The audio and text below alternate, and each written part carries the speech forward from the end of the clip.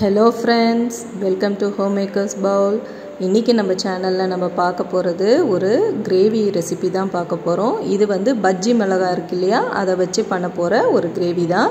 இது சூப்பரா எல்லாத்தோடையுமே சூட் ஆகும். வாங்க அதை எப்படி செய்யறதுன்றத நம்ம பார்க்கலாம்.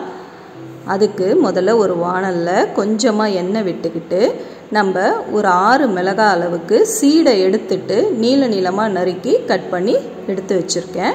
அதை வந்து நம்ம இப்போ ஃபர்ஸ்ட் சேர்த்து நல்லா வதக்கிடலாம். இது நல்லா வதங்கணும். அந்த எண்ணெயில் நல்லா வதங்கி அந்த மேலே தோலில் வந்து அப்படியே பொறி பொறியாக ஃபார்ம் ஆகும் இல்லையா, ஒயிட்டாக, அந்த அளவுக்கு வதங்கணும். ஆனால் ஸ்டவ் வந்து மீடியமில் வச்சு வதக்கி எடுத்துக்கோங்க. இந்த மாதிரி நல்லா வதக்கி எடுத்துக்கிட்டோம்னா இதில் இருக்கிற அந்த காரத்தன்மையும் நமக்கு போயிடும். மிளகாவும் வந்து நமக்கு கொஞ்சம் சாஃப்டாக இருக்கும். நல்ல ஒரு கிறிஸ்பாக இல்லாமல் கொஞ்சம் சாஃப்டாக இருக்கும். கிரேவியில் இருக்கும் பொழுது டேஸ்ட் வந்து நல்லாயிருக்கும். இப்போ இந்த மாதிரி வதக்கி நம்ம தனியாக எடுத்து வச்சுக்கலாம்.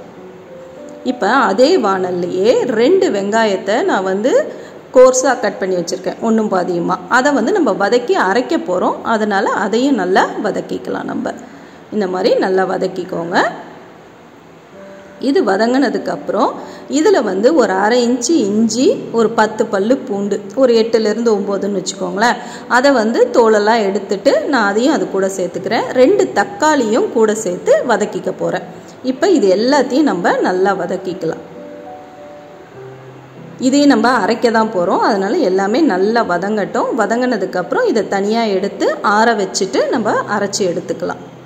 இப்போ இது நல்லா வதங்கினதுக்கப்புறம் ஒரு கைப்பிடி அளவுக்கு நான் கொத்தமல்லியோடைய தண்டு எடுத்து வச்சுருக்கேன். அதை தான் இப்போ நம்ம இதில் சேர்த்து வதக்க போகிறோம். இது வந்து அந்த தண்டோட டேஸ்ட் வந்து இந்த கிரேவிக்கே ஒரு தனி டேஸ்ட் கொடுக்கும். இந்த மாதிரி நம்ம தண்டு இருக்கும் பொழுது அதை வேஸ்ட் பண்ணாதீங்க. கிரேவி செய்யும்போது யூஸ் பண்ணிக்கோங்க, சட்னிக்கு அரைச்சிக்கோங்க, அந்த மாதிரி ரசம் வைக்கும் பொழுது அதுக்கெல்லாம் இதை மாதிரி இந்த தண்டை யூஸ் பண்ணிக்கோங்க. இப்போ இதை எல்லாத்தையும் தனியாக எடுத்து வச்சு நம்ம ஆற வச்சுட்டு அரைச்சிக்கலாம். இது ஒரு ஓரம் இருக்கட்டும், ஆறட்டும். இப்போ அதே வாணல்லே நம்ம வந்து ஒரு 3 டேபிள் ஸ்பூன் எண்ணெய் விட்டுக்கிட்டு ஒரு கல்பாசி, 2 பட்டை, 2 கிராம்பு சேர்த்துக்கிறேன். இது பொரிஞ்சதுக்கப்புறம் இது கூடவே 1 டீஸ்பூன் அளவுக்கு பெருஞ்சீரகத்தூள் சேர்த்து இதை நல்லா பொரிய விடுங்க. இதுக்கப்புறம் இதில் ஒரு வெங்காயத்தை பொடியாக நறுக்கி நான் சேர்த்துக்கிறேன். இதை நல்லா வதக்கணும்.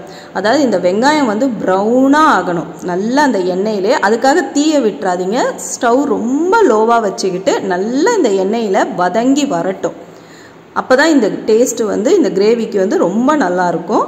இந்த டைமில் நம்ம ஒரு மிக்சி ஜாரில் ஒரு 1/2 கப்பு தேங்காய் துருவல் சேர்த்துருக்கேன். அது கூடவே 1 டீஸ்பூன் அளவுக்கு கசகசா சேர்த்து இதை நல்லா மைய அரைச்சி நம்ம தனியாக எடுத்து வச்சுக்கலாம்.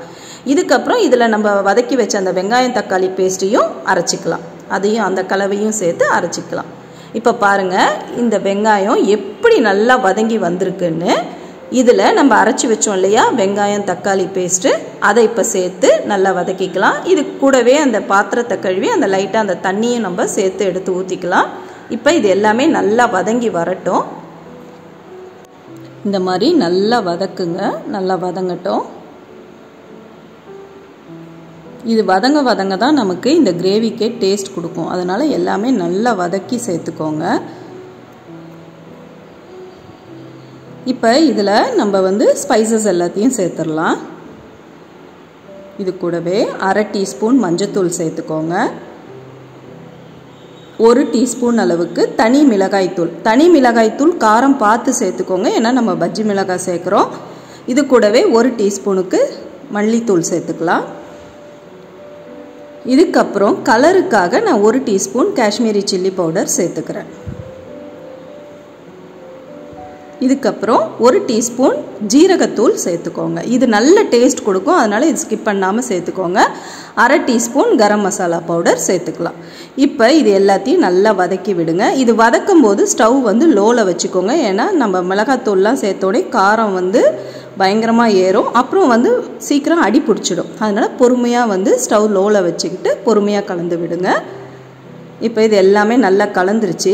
இப்போ அந்த பாத்திரத்தில் நம்ம அரைச்ச அந்த மிக்சி ஜாரில் இருக்கிற தண்ணி கொஞ்சம் சேர்த்துக்கிட்டு இதை வந்து நல்லா கொதிக்க விடலாம். இந்த மாதிரி தண்ணி சேர்த்துக்கோங்க. இப்போ தண்ணி வந்து உங்களுக்கு தேவையான அளவு, நீங்கள் கிரேவிக்கு தேவையான அளவு நீங்கள் சேர்த்துக்கலாம். அதனால் நீங்கள் இன்னும் கொஞ்சம் கூட தண்ணி சேர்த்து நல்லா கொதிக்க விடுங்க. இப்போ இந்த பச்சை வாசனை எல்லாம் போகணும். இப்போ நம்ம அரைச்ச அந்த இது கலவை ப்ளஸ் இந்த ஸ்பைஸ் பவுடரோட இது எல்லாமே போகணும். அதனால் இது ஒரு 5 நிமிஷம் போல் நல்லா கொதிக்கட்டும். கூட தண்ணி சேர்த்தும் கொதிக்க விட்டுக்கலாம். இப்போ பாருங்கள், நல்லா இந்த எண்ணெய் பிரிஞ்சு நல்லா கொதிச்சு வந்துடுச்சு. இந்த ஸ்டேஜில் நம்ம தயிர் சேர்க்க போகிறோம். இப்போ ஒரு 3 டேபிள் ஸ்பூன் அளவுக்கு தயிர் கெட்டியாக எடுத்து வச்சுக்கோங்க. நல்லா ஃப்ரெஷ்ஷாக புளிக்காத தயிராக சேர்த்துக்கோங்க. தயிர் சேர்க்கும் பொழுது இந்த கிரேவி நமக்கு அந்த ஸ்பைஸ் லெவலெல்லாம் பேலன்ஸ் பண்ணி கொடுக்கும். நல்லா ஒரு புளிப்பு, காரம், உப்பு எல்லாம் கலந்து இருக்கும்போது இந்த கிரேவி நல்ல டேஸ்ட்டாக இருக்கும். அதனால் தயிர் சேர்த்துக்கோங்க. ஃப்ரெஷ்ஷாக சேர்த்துக்கோங்க, புளிக்கிற மாதிரி சேர்த்துக்காதீங்க. இப்போ இது எல்லாத்தையும் சேர்த்து நல்லா கலந்து விட்டுட்டு, இப்போ நம்ம தயிர் சேர்த்ததுனால திருப்பி ஒரு 3 நிமிஷம் போல் கொதிச்சு வரட்டும். சரிங்களா? கொதிக்கட்டும். கொதிச்சதுக்கப்புறம் பாருங்கள், இப்போ நல்லா அந்த தயிர் சேர்த்து அந்த கிரேவி நமக்கு எண்ணெயெல்லாம் பிரிஞ்சு நல்லா ஒரு கலர் கொடுக்கும். இப்போ இந்த ஸ்டேஜில் இப்போ நம்ம அந்த அரைச்சி வச்சோம் இல்லையா தேங்காய் கசகசா பேஸ்ட்டு, அதை இப்போ நம்ம சேர்த்துக்கலாம். இப்போ இந்த பாத்திரத்தையும் கழுவி அந்த தண்ணியும் நம்ம சேர்த்துக்கலாம். இந்த மாதிரி நல்லா கழுவிட்டு சேர்த்துக்கலாம். சேர்த்துட்டு நல்லா கிளறி விடுங்க. இப்போ பாருங்கள், கிரேவியே நமக்கு ஒரு க்ரீமி கன்சிஸ்டன்சியில் எவ்வளோ பார்க்கவே நல்லா இருக்குது பாருங்கள். இப்போ இந்த தேங்காய் கசகசாலாம் சேர்த்ததுனால திருப்பி ஒரு 3 நிமிஷம் கொதிக்கட்டும் இது. இப்போ இந்த ஸ்டேஜில் நம்ம உப்பு, காரம் எல்லாமே நம்ம செக் பண்ணிக்கலாம். நம்ம இது வரைக்கும் இன்னும் இதில் நம்ம உப்பு சேர்க்கவே இல்லை. அதனால் இப்போ இந்த ஸ்டேஜில் நான் உப்பு சேர்த்துக்கிறேன். இந்த கிரேவிக்கு தேவையான உப்பு நான் சேர்த்துக்கிட்டேன். இப்போ நல்லா ஒரு தடவை கலந்து விட்டுட்டு இது ஒரு 2 நிமிஷம் போல் கொதிச்சு வரட்டும்.